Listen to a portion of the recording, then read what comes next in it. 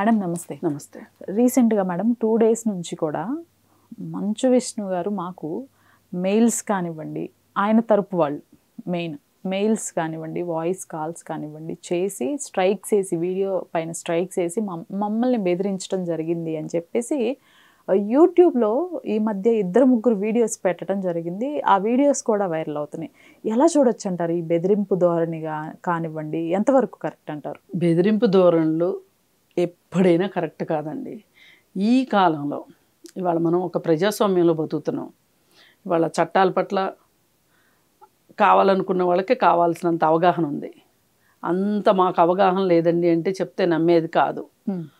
అందరూ చదువుకున్న వాళ్ళే, అందరికీ అవగాహన ఉంది. పైగా ఒక రూల్ ఏంటంటే ఇవాళ కాలం మైట్ ఈజ్ రైట్ కాలం కాదు, బలవంతుడిదే రాజ్యం అనే కాలం కాదు. చట్టమే బలమైంది. చట్టాన్ని నమ్ముకున్నవాడే బలవంతుడు. తాత్కాలికంగా ఇబ్బందులు ఉండొచ్చు, కానీ ఈ సంగతి తెలియక కొంతమంది ఏంటి అంటే పుట్టుకతోనే గోల్డెన్ స్పూన్తోటో సిల్వర్ స్పూన్తోనో పుట్టాము అనే భ్రమలో ఉండే కొంతమంది కాస్త చిన్న చిన్న వాళ్ళని చాలా అంటే చాలా ఎగతాళి చేస్తూ ఉంటారు. అసలు వాళ్ళని ఓరకంట చూడటానికి కూడా ఇష్టపడరు అనమాట.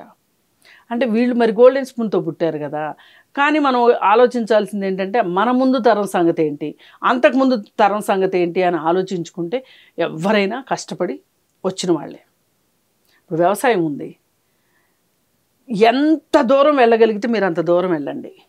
వాళ్ళు శాస్త్రజ్ఞులు అవనివ్వండి, పెద్ద పెద్ద డాక్టర్లు అవనివ్వండి, పెద్ద పెద్ద ఇండస్ట్రియలిస్టులు అవనివ్వండి, ఏమన్నా అవనివ్వండి, మీరు జాడలు వెతుక్కుంటూ వెళ్తే ఎక్కడో చోట వ్యవసాయదారుడు అనేది తేలుతుంది. ఆ కుటుంబం, మీ కుటుంబం దానికి మినహాయింపు కాదు, మా కుటుంబం అందుకు మినహాయింపు కాదు. ఎవరైనా సరే పుట్టుకతోనే వ్యాపారి పుట్టడు, వ్యవసాయం వచ్చాకే వ్యాపారం వచ్చింది.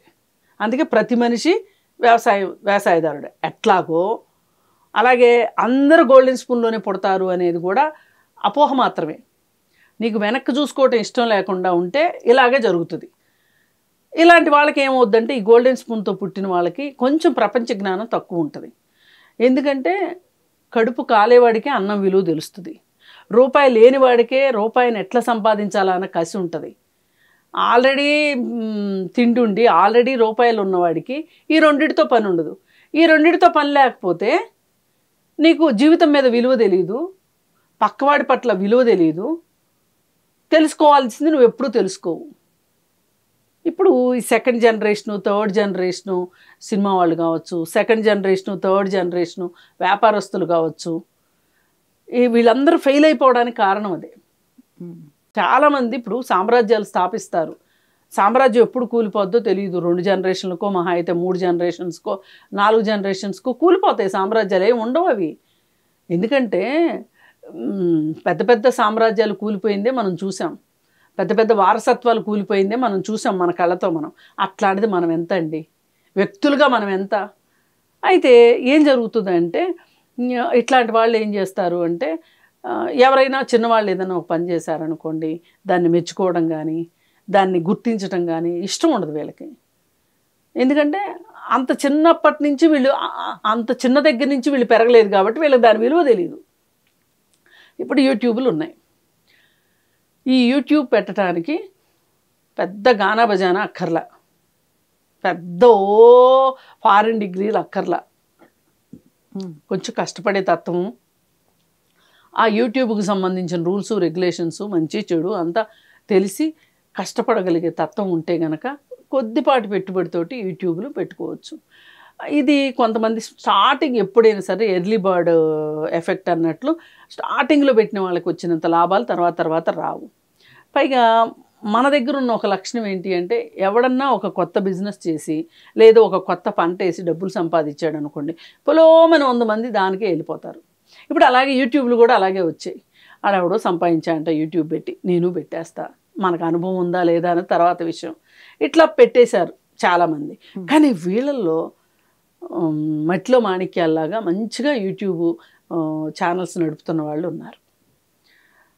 వాళ్ళకేంటి అంటే వాళ్ళకు ఒక కసి ఉంటుంది, నేను కష్టపడి పెట్టాను, నేను దీన్ని పెంచాను, నాకు నాలెడ్జ్ ఉంది.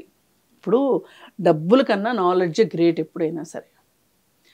అయితే ఈ సందర్భంలో ఇలా యూట్యూబ్స్ ప్యారలర్గా నడుస్తూ ఉన్నాయి. ఇటు ఈ డబ్బులు ఉన్న వాళ్ళ పిల్లలు సినిమా వాళ్ళు వీళ్ళకి నచ్చినట్టు వీళ్ళు మాట్లాడుకుంటూ వెళ్తూ ఉన్నారు, పదవులు సంపాదించుకుంటూ ఉన్నారు, నడుస్తుంటే ఇప్పుడు ఆ పదవులు సంపాదించిన ఆయన సినిమా ఒకటి రిలీజ్ అవ్వబోతుంటే మామూలుగా కూడా ఏంటి అంటే కొంచెం ఆ హీరో కొంచెం ట్రోలింగ్కి ఎక్కువ గురవుతూ ఉంటాడు. ఆ ట్రోలింగ్కి గురయ్యే సందర్భంగా ఇప్పుడు ఆయన సినిమా ఒకటి వస్తుంటే దాన్ని కొంచెం ట్రోల్ చేసేసరికి ఆయన కొంచెం స్ట్రైకులు కొట్టించుకొని ఏదో ఆయనకు చేతనైంది ఆయన చేసుకున్నాడు. అది వీళ్ళు ఆ నాలెడ్జ్ ఉంది కదా మరి వీళ్ళకి, వీళ్ళ ద్వారా వీళ్ళు చేయాల్సింది వీళ్ళు చేశారు. సరే ఎనీవే వీళ్ళ ఛానల్స్ మళ్ళీ వీళ్ళకి వచ్చేసినాయి. అయితే ఈ సందర్భంగా ఆయన ప్రెస్ మీట్ పెట్టి ఏం చెప్పాడు అంటే, ఎవరైనా సరే ఇట్లాంటి పనులు చేస్తే నేను ఆ ఛానల్స్ ఎత్తేపిస్తాను అని ఈయన ఎగ్జాంపుల్కి ఇచ్చిన వీడియోస్ ఉంటాయి కదా, అవన్నీ తన సినిమాకు సంబంధించినవి. అంటే ఇక్కడ విషయం ఏమైంది, సినిమా ఇండస్ట్రీలో ఎవరి సినిమాని అలా చేసినా మాట్లాడవలసిన వాడు ఒక ఇండస్ట్రీ అసోసియేషన్కి చెందినవాడు కేవలం తన సొంత సినిమాకి సంబంధించిన అవే చూపించి ఇందుకు నేను ఇలా చేస్తున్నాను అని చెప్పి ఛాలెంజ్ చేయడం అనేది కాస్త మింగుడు పడని వ్యవహారమే. ఇప్పుడు ఇదే పరిస్థితిలో మహేష్ బాబు ఉండొచ్చు, ఇదే పరిస్థితిలో జూనియర్ ఎన్టీఆర్ ఉండొచ్చు, ఇదే పరిస్థితిలో అల్లు అర్జున్ ఉండొచ్చు, రామ్ చరణ్ ఉండొచ్చు, ఎవరన్నా ఉండొచ్చు. ఎవరికైనా సరే ఇది రూల్ అన్నట్లుగా కాకుండా అలా ఒక 10 వీడియోలు సేకరించినట్లయితే అలా చేసినవి నువ్వు మాట్లాడేదానికి ఒక విలువ ఉండేది. ఓకే, అలా లేకోకుండా ఆయన నాకు పదవి ఉంది కాబట్టి, నాకు డబ్బులు ఉన్నాయి కాబట్టి, నాకు పెత్తనం ఉంది కాబట్టి, నాకు బలం ఉంది కాబట్టి నన్ను ఎవరు మాట్లాడకూడదు, నన్ను ఎగతాళి చేయకూడదు, నా మీద ట్రోలింగ్ చేయకూడదు అనే అసలు ఇవన్నీ ఉన్నా లేకపోయినా నన్ను ట్రోలింగ్ చేయకూడదు అన్నా మర్యాదగా ఉండేది.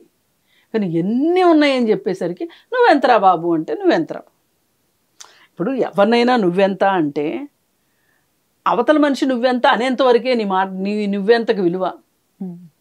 వాళ్ళు కూడా నువ్వెంత అన్నారనుకోండి ఇంకేముంది, అయిపోయి. అలా జరిగింది పాపం విష్ణుకి. అలా జరిగి మీరు దేనికైనా సిద్ధం అంటే మేము దేనికైనా సిద్ధమే అని డి అంటే డి అనేవాళ్ళు తయారయ్యారు. ఇప్పుడు మా 300 ఛానల్స్ని నువ్వు ఆపుతావా అంటే ఎంత అవునన్నా కాదన్నా 300 మంది బలం ఒకవైపు, మంచు విష్ణు బలం ఒకవైపు అంటే 300 వైపే ఉంటుంది మరి. అందుకని మనము ఈవేళ మనకు ఒక అధికారం వచ్చిందని, ఈ అధికారం కూడా ఎలా వచ్చింది, మోహన్ బాబు కొడుకుగా వచ్చింది నీకు ఈ అధికారం, మంచు విష్ణుగా రాలా. అయితే ఆ వచ్చిన దాన్ని ఎవరైనా సరే కాస్త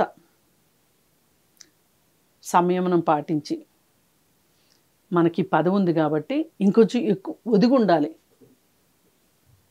కొంచెం వినయంగా ఉండాలి అన్నట్లు ఉన్న వాళ్ళకి ఆ పదవికి వీళ్ళు అలంకారం అవుతారు, ఆ పదవి వీళ్ళకి అలంకారం అవుతుంది. అట్లా కాకుండా సవాళ్ళు విసిరితే ప్రతి సవాలు విసిరేవాడు కూడా ఉంటాడు. అందుకే కొంచెం మనం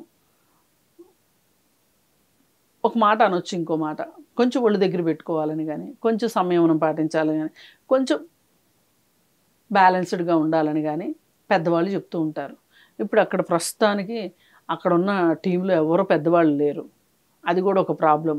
అందరూ చిన్న చిన్న వాళ్ళే ఉన్నారు. కాకపోతే ఇక్కడ మళ్ళీ నాదొక మనవి ఏంటి అంటే, మొదటి నుంచి మనం అనుకున్నట్లే సినిమా అనేది ఏ ఒక్కరి సొత్తు కాదు. సినిమా చాలామంది కష్టం ఫలితం. అది ఈ ఫలితాన్ని మళ్ళీ వాళ్ళకి తిరిగి ఇచ్చేది ప్రేక్షకులను కూడా మరి మనం ఏది తీసినా చూస్తారులే అని ప్రేక్షకుల్ని వెర్రోళం చేద్దామని మనము అనుకోకూడదు. అలాగే ఈ ట్రోలర్స్ కావచ్చు, వీళ్ళందరూ కూడా వచ్చిన సినిమాను వచ్చినట్లు విమర్శిస్తూ కూర్చుంటే సినిమాలు తీసే నిర్మాతలు ఏమవుతారు? హీరో అంటారా, ఈ సినిమా కాకపోతే ఇంకొక సినిమా. ఒక నిర్మాతకు ఒక సినిమా పోయిందంటే మళ్ళీ జన్మలో నిర్మాత అవ్వలేడు, వెనకమాల చాలా ఉంటే తప్పితే. అందుకని ఏంటంటే కొంచెం మీరు ఒక సినిమా అనగానే దానిలో 10 కోట్లో 20 కోట్లో 30 కోట్లో లేదంటే 100 కోట్లో పెట్టుబడి ఉంటుంది. ఆ పెట్టుబడి రక్షించబడితేనే ఇంకొక సినిమా వస్తుంది, ఇంకో సినిమా వస్తేనే పని వస్తుంది. కాకపోతే వీటిలో మనకు కావాల్సింది ఏంటంటే ఇన్వర్టెడ్ కామర్స్లో పెట్టుకోవాల్సింది నాణ్యమైన సినిమాలు తీయండి, మర్యాదస్తులు చూసే సినిమాలు తీయండి, మంచి సినిమాలు తీయండి, మంచి కంటెంట్ పెట్టుకోండి, మంచిగా నటించండి. అదే మనం